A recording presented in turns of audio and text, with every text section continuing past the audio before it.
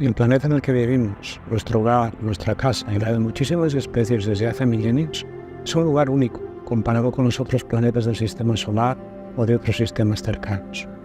La abundancia de agua, su temperatura media, el flujo de energía que recibe del Sol y, sobre todo, el equilibrio delicado entre la vida y el medio ambiente ha permitido una evolución en complejidad en la Tierra que hace que los humanos hayamos podido subsistir aquí desde milenios y nos permita seguir haciéndolo actualmente.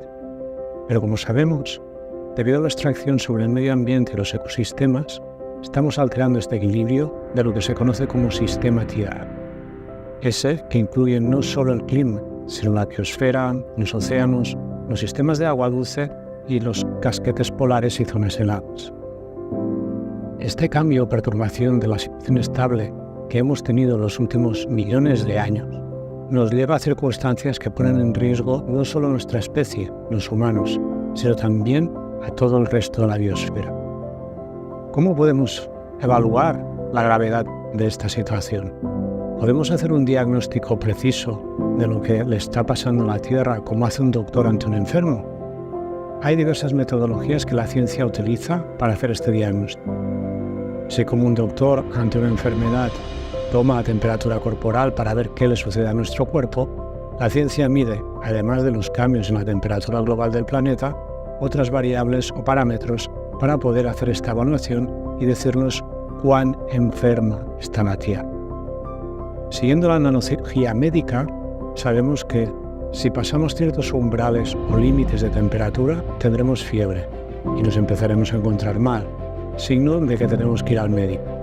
Pues bien, para medir la salud de la Tierra, uno de los métodos que aplica la comunidad científica es analizar algunos aspectos que se pueden cuantificar y que, en particular, nos pueden dar información de si estamos en zona segura.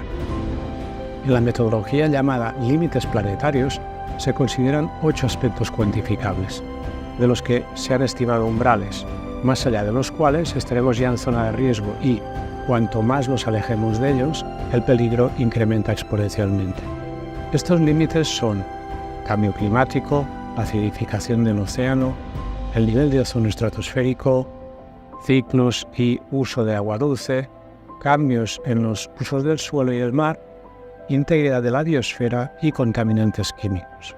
Vamos a verlos un poco más en detalle. Primero, cambio climático. Se refiere a las diferencias que se han medido de los patrones climáticos respecto a los documentados en época preindustrial y también en los cambios que se están acelerando en la última década respecto a los años 90 del siglo pasado. Estos cambios se miden en la evolución de la temperatura media del planeta que se asocia a la cantidad extra de energía que el sistema Tierra está acumulando. Actualmente estamos 1,1 grados centígrados por encima de las temperaturas medias que teníamos en el siglo XVIII y en las más altas que nunca se han medido en los últimos 100.000 años. Estos cambios son producidos por la acción humana, básicamente por las grandes cantidades de CO2 liberadas a la atmósfera en la quema de combustibles fósiles. 2. Acidificación del océano. El CO2 de la atmósfera no solo hace que el planeta acumule más energía y por lo tanto suba su temperatura media, sino que además afecta la química marina. Al haber más CO2 en la atmósfera, el pH de la superficie del océano cambia. Este se vuelve más ácido, afectando a los organismos oceánicos y por lo tanto a toda la vida en el océano. 3. El nivel de ozono estratosférico. La capa de ozono estratosférica nos protege de la parte de la radiación que proviene del Sol que es nociva para la vida. Las actividades humanas desde la revolución industrial generan compuestos que con el tiempo afectan esta capa, disminuyéndola, con el consiguiente riesgo para la vida en el planeta, ya que su acción de filtro se debilita porque absorbe entre el 97 y el 99% de la radiación ultravioleta que nos llega al planeta. 4. Los ciclos biogeoquímicos. Esto comprende 2 de los principales elementos químicos que necesita la vida para mantenerse, el nitrógeno y el fósforo. Debido al uso masivo de fertilizantes y el tratamiento de los desechos en la agricultura y la ganadería intensiva e industrial, hemos aumentado enormemente la cantidad que hay de estos elementos en la Tierra y en los océanos, con respecto a los que había antes de la revolución industrial. Por ejemplo, la cantidad de fósforo que va a parar a los océanos ha incrementado 10 veces respecto a la que se daba naturalmente por el proceso de erosión de las rocas. 5. Uso de agua dulce. En este caso, se subdivide en agua dulce en total y en el que se llama agua dulce verde, que es la que necesita el reino vegetal para poder mantenerse en buenas condiciones, lo que comprende la precipitación en tierra, la evaporación y la humedad del suelo. En este último caso ya hemos rebasado los límites seguros. 6. Cambio en los usos del suelo. Eso implica cambios en la cobertura del suelo, de bosque o selva a cultivos, como ocurre en la Amazonia, de cultivos a zonas urbanas o industriales, o la industrialización de áreas rurales, como polígonos, o la implementación de grandes parques renovables en zonas no industrializadas. Estos cambios también se están produciendo en el mar. Se han ampliado las áreas de pesca, pasando de artesanal a pesca industrial. La acuicultura es otra actividad industrial que repercute también en el medio marino, y una posible implementación de renovables a gran escala cambiaría aún más el medio marino, sobre todo en las áreas cercanas a la costa, ya de por sí muy degradadas por nuestras actividades económico-industriales. 7. Integridad de la biosfera. Junto con el cambio climático, es uno de los dos límites más importantes e interactúa con todos los otros aspectos o variables. Se mide en base a dos componentes: la diversidad genética y el mantenimiento de la biodiversidad. Estos dos componentes nos dan una idea clara de cómo los ecosistemas y la biodiversidad se están perdiendo y degradando. Finalmente, 8. Contaminantes químicos. Se refiere a las sustancias tóxicas bioacumulables, persistentes y que se dispersan en el ambiente fácilmente. Aquí entraría una amplia gama de sustancias desde, por ejemplo, subproductos debidos a la combustión industrial, como el metilmercurio u otros productos tóxicos químicos que pasan al aire o al agua directamente, o porque son compuestos con reacciones en contacto con la atmósfera, el suelo o el agua. Este aspecto variable también incluiría los microplásticos. Bien, de estos 8 aspectos, en 6 ya hemos cruzado los límites de seguridad y, con el tiempo, en lugar de mantenernos cerca del límite o volver hacia zona segura, nos estamos alejando más hacia los valores de alto riesgo para todo el sistema Tierra.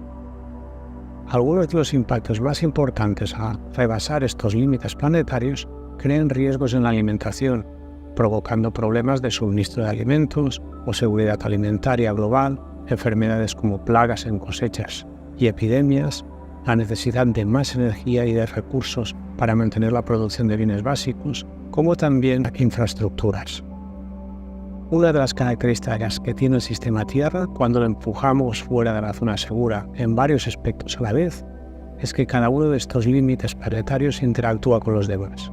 Por ejemplo, la integridad de la biosfera depende de un clima estable, de unos flujos de nitrógeno y fósforo que no rebasen ciertos límites, de un ciclo del agua que permita el mantenimiento de los ecosistemas o de que no haya contaminantes tóxicos que se propaguen o acumulen en los organismos, incrementando la mortalidad. Al mismo tiempo, la biosfera actúa de regulador del clima, regula el ciclo del agua e influye en los ciclos de nutrientes. Sí, llegado a cierto punto, esta degradación de la biosfera puede crear efectos en cascada que aceleren los cambios y las pocas variables que quedan dentro de los límites seguros los sobrepasen, llevándonos a un estado planetario muy diferente del actual que, seguramente, no será apto para la vida humana del planeta.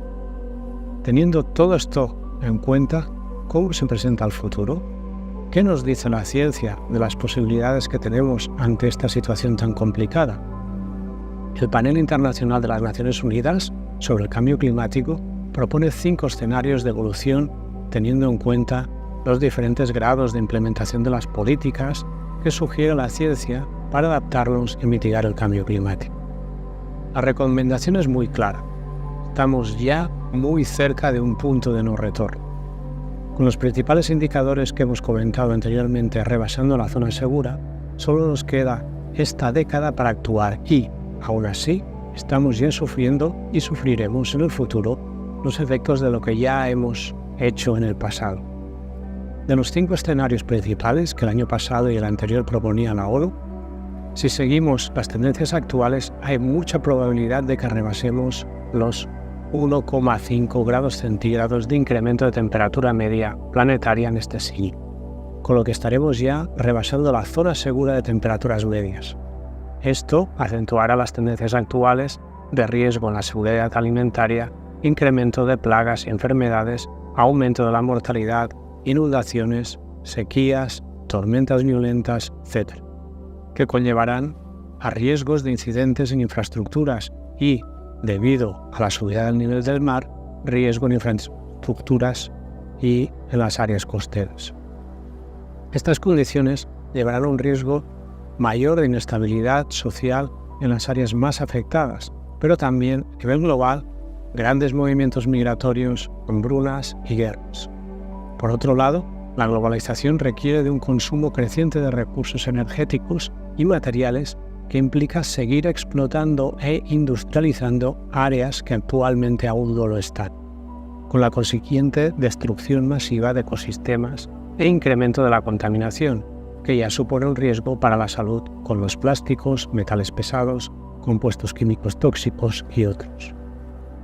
Como hemos visto, este funcionamiento ha hecho que crucemos los límites seguros de muchos de los indicadores principales, mostrándonos que el planeta está gravemente enfermo. Además, el sistema actual, basado en el mercado y la monetización de cualquier aspecto social, sea este material o funcional, implica una competencia y cosificación creciente de personas, animales y ecosistemas en una relación cada vez más injusta y desigual.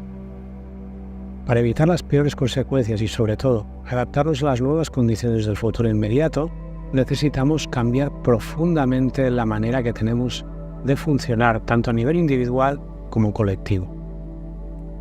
Tenemos que transformar un sistema socioeconómico basado en la competencia, la dominación de la naturaleza, el acaparamiento de recursos y la codicia, en otro que tenga en cuenta que somos una parte integrante y en igualdad de condiciones del ecosistema, junto con el resto de seres.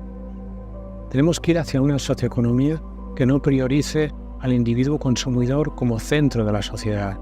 Este cambio debe ir acompañado de una transformación social, y aquí surge un gran interrogante. ¿Qué guía? ¿Qué visión podemos tomar para llevar a cabo esta profunda transformación individual y social?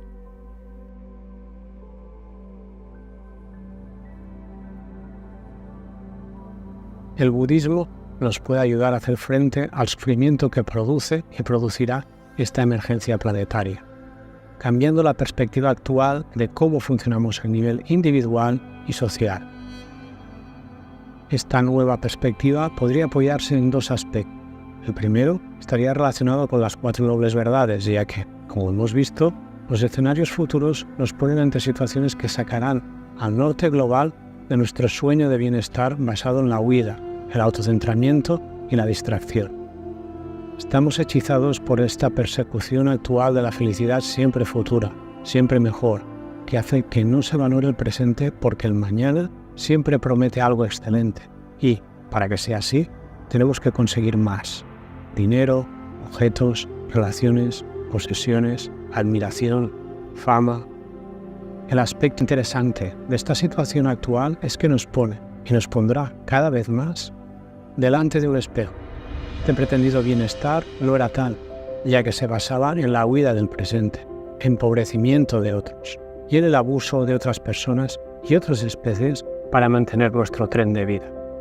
Aquí es donde las 4 nobles verdades pueden aportar mucho, ya que, reconociendo el sufrimiento, nos ayudan a ver que el aferramiento a esta ilusión que daña al ser humano, al planeta y a todas sus especies es la causa, y que reducir este aferramiento a nuestra idea de felicidad mediante el octuple noble sendero aporta una vía a la gestión emocional que no depende de posiciones materiales, de poder o de dinero, sino que nos permite sentirnos parte de la naturaleza, percibir racional y emocionalmente lo que la ciencia hace décadas intelectualmente nos dice, Somos parte de un todo, de una red invisible que nos conecta mediante acciones, palabras y pensamientos.